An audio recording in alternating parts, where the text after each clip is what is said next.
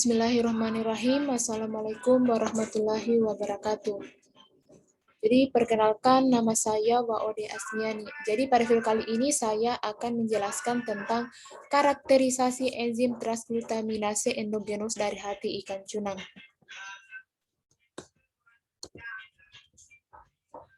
Hati ikan cunang. Jadi hati ikan cunang ini merupakan salah satu sumber enzim transglutaminase yang baik, sehingga hati ikan cunang ini dapat dimanfaatkan kembali menjadi bernilai ekonomis tinggi. Enzim transglutaminase ini biasa dikenal dengan enzim Tegase yang merupakan jenis enzim transferase dengan nama sistematikanya protein glutamin gamma glutamin transferase.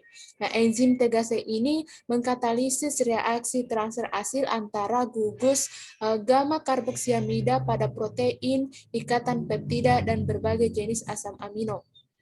Nah, enzim transglutaminase juga berperan pada beberapa proses biologis seperti pembekuan darah, penyembuhan luka, keratinisasi epidermis, dan juga berperan di aplikasi di bidang klinis, misalnya penyakit neurogeneratif dan gangguan koagulasi darah, proses penyembuhan jaringan tulang, dan proses diferensiasi sel, stabilisasi jaringan, dan bahkan pada apoptosis.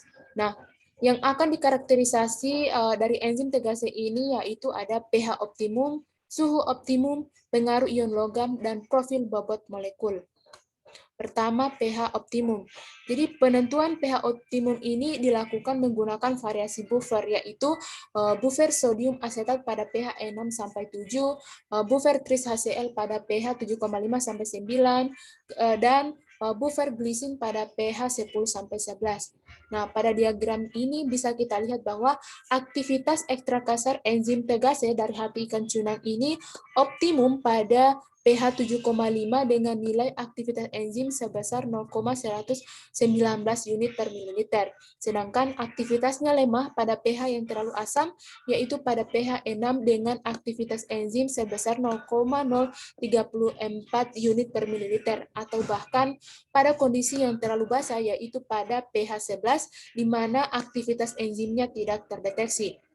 Hal ini menunjukkan bahwa aktivitas enzim Tegase ini tidak stabil pada kondisi yang terlalu asam akibat terjadinya denaturasi enzim pada kondisi yang terlalu ekstrim. Nah, di mana pada kondisi ekstrim ini terjadi penurunan ikatan elektrostatik yang menyebabkan terjadinya penurunan aktivitas. Selanjutnya, suhu optimum. Penentuan suhu optimum ini dilakukan dengan cara mereaksi enzim pada pH optimalnya, yaitu dengan substrat monodasil kadaverin dan NN-dimetilate kasein pada berbagai suhu, yaitu pada suhu 20 derajat Celcius sampai dengan 70 derajat Celcius. Nah, pada diagram di samping ini bisa kita lihat bahwa aktivitas ekstrakasar enzim Tegase dari hati ikan cunang ini optimum pada suhu 50 derajat Celcius dalam kondisi buffer tris HCl pada pH 7,5 dengan aktivitas enzim sebesar 0,163 unit per mililiter. Sedangkan penurunan aktivitas terjadi pada suhu 70 derajat Celcius. Hal ini dikarenakan terjadinya perubahan atau denaturasi konformasi pada suhu yang terlalu tinggi. Perbedaan suhu optimum enzim Tegase dari berbagai spesies ikan biasanya berhubungan dengan suhu habitat atau tingkat kemurnian enzimnya. Selanjutnya, pengaruh ion logam. Jadi, pengaruh ion logam ini berperan penting dalam menjaga kestabilan enzim. Nah, ion logam itu mengaktifkan enzim dari berbagai kemungkinan, misalnya menjaga internal enzim, menghubungkan substrat dengan enzim, menghilangkan inhibitor, dan masih banyak lagi kemungkinan lainnya. Nah, pada ekstrakasar enzim Tegase dari hati ikan cunang ini dilakukan penambahan beberapa jenis ion logam, yaitu ada kalsium, magnesium, mangan, zink, kuprik, dan juga besi.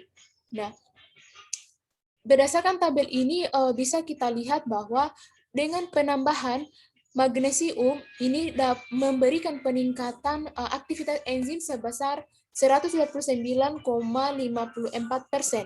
Sedangkan penurunan terjadi pada penambahan mangan, yaitu dengan aktivasi sebesar 89,30%. Sedangkan penambahan zins dengan besi ini dapat menginaktifkan aktivitas enzim dengan aktivasi relatif masing-masing, yaitu 0 derajat 0%. Kemudian penambahan CU2+ ini bisa menginhibisi aktivitas enzim dengan nilai aktivasi relatif di bawah 30%.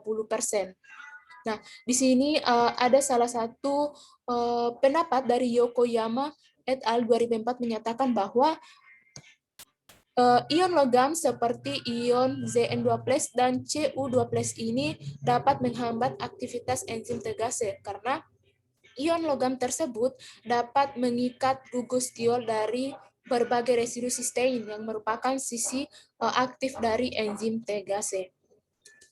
Selanjutnya, profil bobot molekul.